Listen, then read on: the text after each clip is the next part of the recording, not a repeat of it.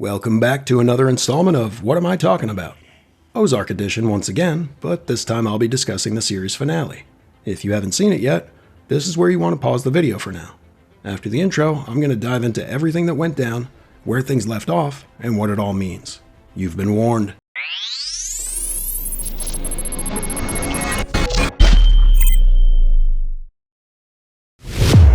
Alright, the final run for the series was a doozy, but if you watched my prep guide, a lot of it is what we were expecting.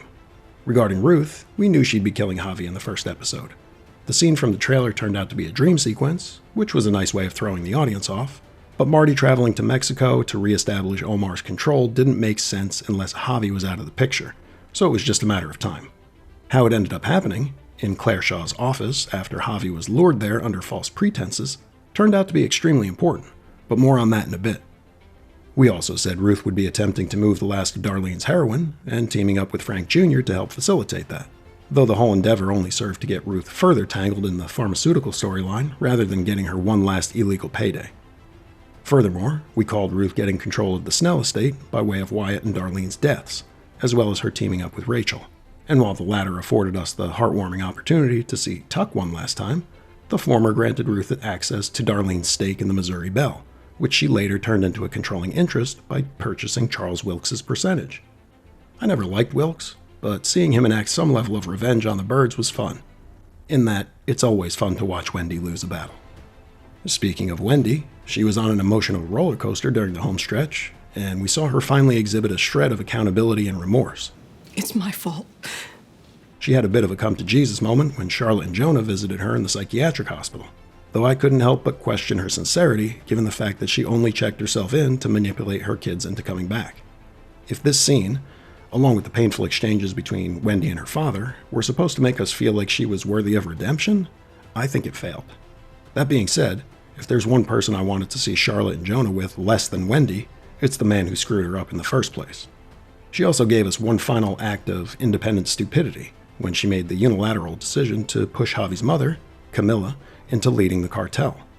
In typical Wendy fashion, the short-sighted goal of this was to bring Shaw Medical back into her foundation, shoring up her donors and political influence. The long-term implications, which she was either blind or ignorant to, ended up being disastrous for nearly everyone we cared about. Looking over Marty's journey in the last 7 episodes, it was pretty clear that he'd reached peak levels of frustration. In a surprising conversation with Charlotte, Marty touched on nearly everything we've all been feeling regarding Wendy's destructive, selfish, and exhausting behavior over the past few years. Any nails he may have missed, Rachel was sure to drive in when she chatted with Wendy later on. I think you are a ruthless, nasty bitch. And there was even a brief moment when I thought my craziest theory might be coming true, that Marty would end up turning on Wendy. Ultimately, though, she was right about him. He always wanted to be the good guy, which included supporting his wife even when he knew she was making things harder. Or perhaps he just lied to himself, pretended maybe this time Wendy would be right. After all, he did know Camilla wielded the spitefulness of her son as well as the ruthlessness of her brother, and empowering her would be entering a world of unknown dangers. This manifested itself in arguably the most heartbreaking sequence of events the show ever offered. After Camilla used some graphic scare tactics to coax the truth regarding her son's assassin out of Claire Shaw, It was Ruth Langmore. she then warned Marty and Wendy against alerting Ruth to the situation. And just to magnify the contrast between Camilla and her brother, she ordered the murder of Charlotte and Jonah if either of their parents flinched. You see those kids? Remember what Omar told them earlier in season 4. I don't kill children. I don't threaten to kill children.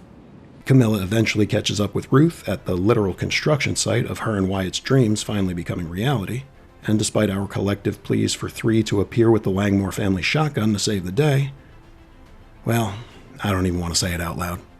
Then before we really have a chance to process the implications of a Ruth-free Ozarks, we're back at the birdhouse, which has been burgled. Wendy and Marty go outside to find Mel the private eye waiting with Ben's DNA-filled cremains. Not only does Mel have a complete understanding of what happened to Ben, but he's planning on using it to get the birds locked up. Jonah appears, pointing a shotgun at Mel. The screen cuts to black, and we hear a shot fired before the credits roll. An ambiguous ending to the series for sure, but I feel that some things are certain. After reading some internet grumblings regarding the end of the show, people seem to feel like it all points to the birds getting out from under the cartel and moving forward with Wendy's political ambitions and a relatively normal life. I couldn't disagree more with this assessment.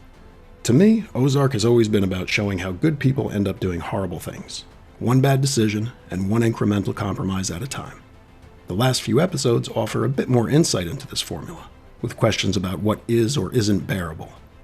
Wendy and Ruth touch on it during their scene at the psychiatric hospital. But it's bearable, right? And it comes up again during the Foundation Gala, shortly after Camilla learns that Ruth killed her son Javi. What if this is too much to bear? It won't be. Wendy is obviously referring to Ruth being murdered, but I think she's also referring to something else. That their time working for the cartel is far from over, and that it will be much worse under Camilla. I say this because part of getting the deal done between the FBI and Camilla was ensuring that Ruth could handle laundering their money through the bell. With Ruth gone, Marty is the only person who can fill that void. I'm not sure why this was important, given that previously the FBI had said laundering services weren't needed, but obviously something has changed. And even if Marty trained someone else, say Rachel, the way he did Ruth, it means more time spent dealing with whatever else comes up, and other things always come up. More deaths, more danger, more figurative car crashes, and they can't expect the entire family to walk away every time. And while Jonah offing Mel may have viewers thinking that means the Bird family is solidified and better equipped to deal with things going forward, I believe it points more to the fact that they're in so deep, getting out will never be an option. And for anyone thinking Jonah may not have killed Mel in that final scene, pay attention to the nod he gets from Marty just before the shot's fired. It's the same nod Wendy gave Jonah back in season 1, just before he pulled the trigger on a cartel heavy. Of course, this is just one man's opinion about a subject that was purposely left open to interpretation. I'm extremely interested in what your reaction is to the finale, so please, let's discuss it in the comments.